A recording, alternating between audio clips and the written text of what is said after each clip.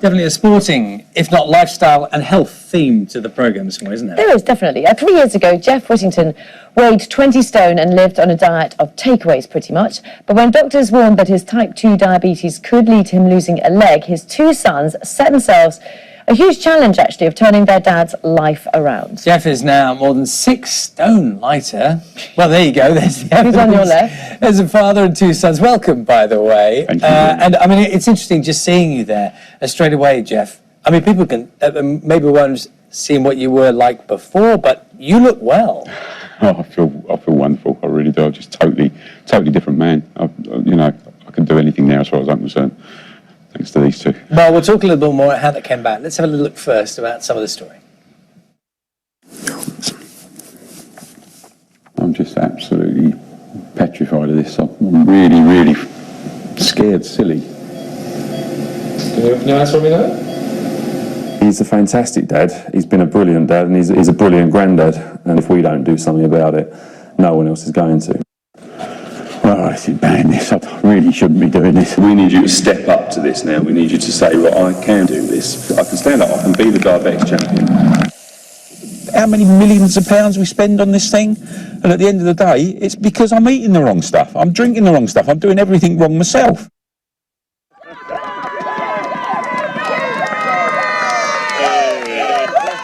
So, Jeff, that was a very condensed version of the story, but do you want to can you tell us what sort of shape were you in, emotionally and physically, at the beginning? I was about as low as you could possibly go at that time. I think I hadn't said myself I was depressed, but it was pointed out that I was very much that way. I'd come home from work, I'd sit on the settee, I'd eat my dinner and then go to bed, and that was my life. And as far as I was concerned, with the foot diagnosis, there was nothing else I could do. I couldn't exercise anymore because my feet had gone. I couldn't run, I couldn't walk.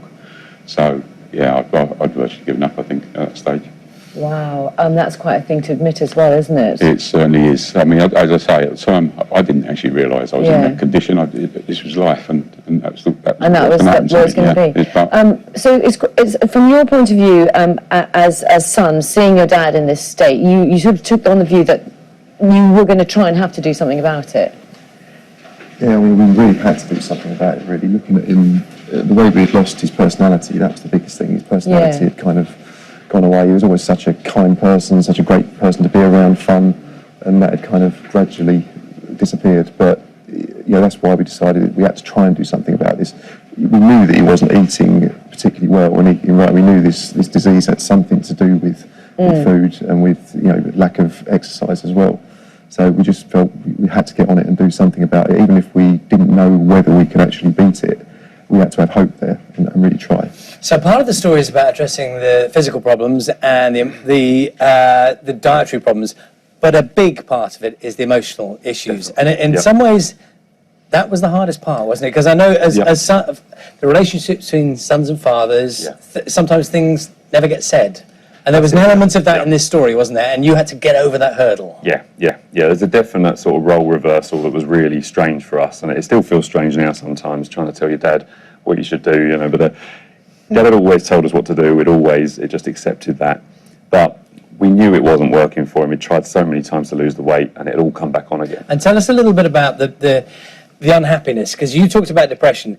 It made you think, didn't it, Jeff, about stuff that had happened a very long time ago? Absolutely. I mean, the whole thing was about what had happened in my life and what was going on now. I mean, this thing had been thrown at me years before that I was diabetic, but it didn't mean a thing to me. It didn't mean anything at that time, and I was told it could be managed and treated, and things would be fine. But that's all they did. It was managed.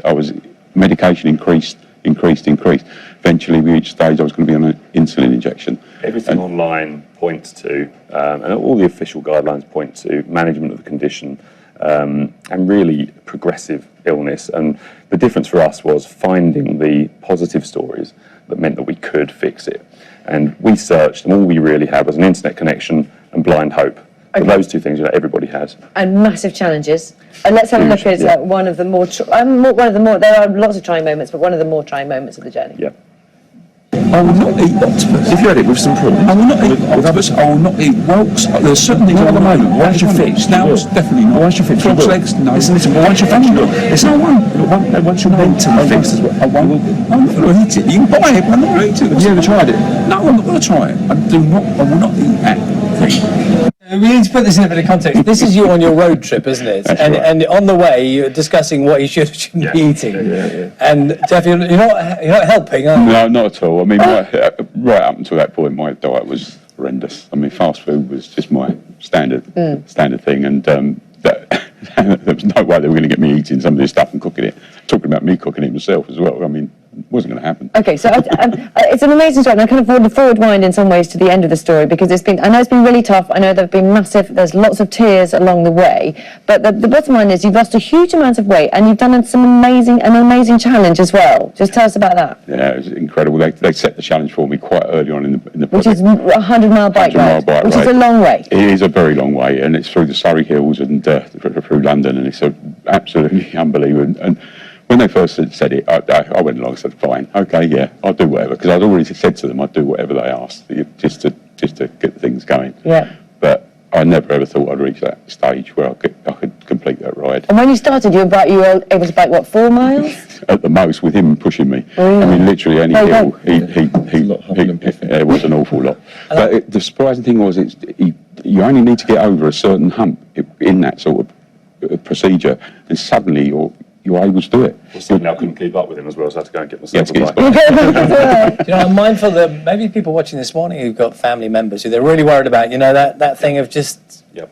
getting it out in the open, saying it first. Yeah, and the last thing we wanted was for people to watch this film on Sunday night and be inspired and not have anywhere to go or anything to do. And we've had so many people say to us, I've got a parent like that, I could probably never fix them. How can I do that? And we've got a resource, we've got a legacy there at our website, but we really want people to just know that there's nothing special about us. We've had the basics available to us. We questioned things, so we didn't just accept what Dad's doctor was saying. We asked him the questions, and we emboldened Dad to ask those questions. It is a very moving story. Thank you so much for coming for us this morning. Good to see you. Brilliant. Thank Well you. done. Jeff Anthony are riding in the Race to London on the 31st of July. Again, well done. Their documentary, Fixing Dad, is on BBC Two this Sunday, 10 p.m. Time now to get the news, travel and weather where you are.